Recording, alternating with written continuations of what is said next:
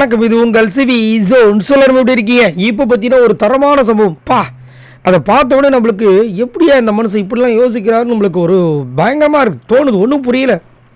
ஏன்னா from day one வந்துட்டு கேமுன்னு சொல்லிட்டு ஒரு சில பேரால் தான் திங்க் பண்ண முடியும். அதை நான் வந்து பிரதீப்கில் பார்த்தேன். பட் அன்ஃபார்ச்சுனேட்லி அவரால் வந்துட்டு 50 நாளில் கடக்க முடியல. பட் இங்கே வந்து முத்துக்குமரன் வந்து அதுக்கெல்லாம் வந்து சேர்த்து பயங்கரமாக பண்ணுறாரு. அதேமாதிரி ஒரு சீசனில் பார்த்தீங்கன்னா இந்த ஃப்ரீஸ் டாஸ்க்கு, அதுக்கப்புறம் கதை சொல்ல போகிற டாஸ்க்கு, இதை வந்து நம்ம என்னவா பார்க்குறோன்னா அதை அன்றைக்கி அந்த டைமில் வந்து டிஆர்பி இன்க்ரீஸ் பண்ணோம், பயங்கரமாக இருக்கும் அப்படின்னு தான் நினைக்கிறோம். பட் அதுக்குள்ளே ஒரு சூட்சமத்தை வைக்கிறாரு நம்ம முத்துக்குமரன். இது எதுக்காக கொடுக்குறாங்க, இதனால் வந்து கண்டஸ்டன்ஸ்க்கு என்னென்ன நன்மைகள் வரும் பயங்கரமாக சொல்கிறார், என்னென்ன தீமைகள் வரும். ஐயோ ஜாக்லிங்கில் சொல்கிறார். இன்னும் சொல்கிறாருன்னா ஃப்ரீஸ் டாஸ்க்கும் கதை சொல்ல போகிற டாஸ்க்கு ரெண்டுமே ஒன்று தான், சரியா? இதில் ரெண்டுமே வேறு கிடையாது, ரெண்டுமே ஒன்று தான். இதில் 3 விஷயம் நடக்கும். ஒன்று, இது பிக் பாஸ் நமக்கு கொடுக்குற கிஃப்ட்டு. ஏன்னா இந்த கிஃப்ட்டை நீ கரெக்டாக யூஸ் பண்ணனா உனக்கு இருக்கிற நெகட்டிவ் பாசிட்டிவ் எல்லாத்தையும் இன்க்ரீஸ் பண்ணலாம், நெகட்டிவை மைனஸ் பண்ணலாம், என்ன வேணாலும் பண்ணலாம். ஸோ இதை நீ கரெக்டாக வந்து 2 டாஸ்க்கையும் யூஸ் பண்ணிட்டேன்னா கண்டிப்பாக மக்களோட மனசில் பயங்கரமாக இடம் பிடிச்சிருவேன். அதுக்காக இது உனக்கு ஒரு கிஃப்ட்டு. ரெண்டாவது, இதை வச்சு நீ உன்னோட ஓட்டை எப்படி இன்க்ரீஸ் பண்ணிக்க போகிறன்றது உன் கையில் தான் இருக்குது.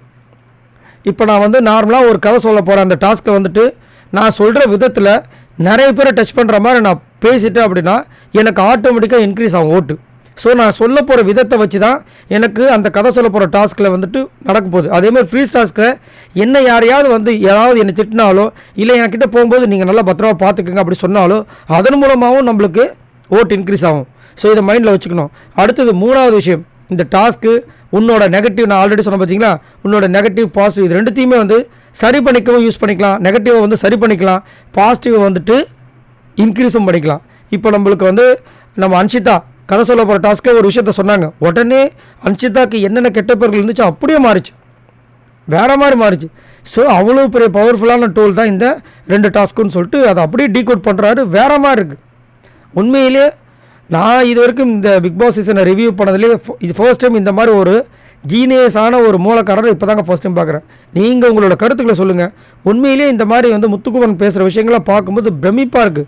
எப்படி ஒரு மனுஷனால் இவ்வளோ அழகாக, அதாவது ஒரு சில பேர் யோசிப்பாங்க, ஆனால் இவ்வளோ கிளியர் கட்டாக யோசிச்சு அதை அக்குவேர் அணுவேர் பிரித்து இது எதுக்காக அப்படின்ற சொல்கிறாரு பார்த்தீங்களா, வேறு மாதிரி. அவருக்கு ஒரு வாட்ஸ்அப் தான் கொடுக்கணும். ஸோ உங்களோட கருத்துக்களை சொல்லுங்கள். உங்களுக்கு என்ன விஷயங்கள் தோணுது? அது மட்டும் இல்லாமல் இந்த பிக் பாஸ் சீசன் 8 டைட்டில் வினரா யார் வருவாங்க மறக்காமல் கமெண்ட்ஸ் பண்ணுங்கள். பாய் நண்பர்களே.